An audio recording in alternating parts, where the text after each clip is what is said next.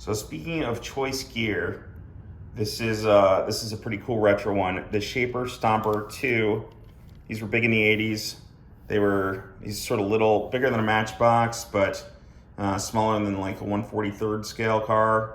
They were usually 4x4s at the time, so like, you know, flare side GMCs and Dodge Little Red trucks and Broncos and what have you.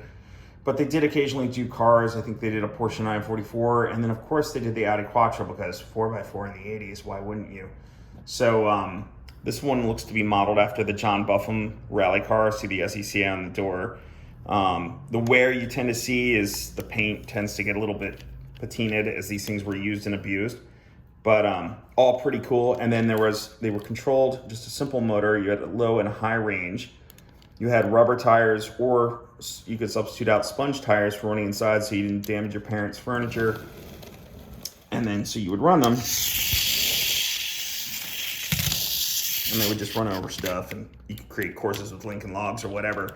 And also cool on this one, when they touch, they had working lights, so when you turn them on, the quads turn on. So underneath, you can pull the body off. I'll try and do this with one hand as I hold this camera.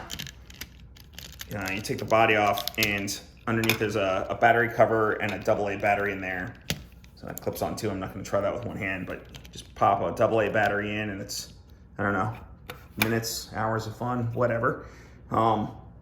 They make courses for them and all kinds of stuff. So if you look for them, you can find them on eBay nowadays. Sometimes usually worn out or missing paint like ours did, but watch for working condition. Ours was promised to work, and it does. So very cool on that. It's kind of neat. Be the envy of your Audi nerd friends if you find one of these and add it to your collection.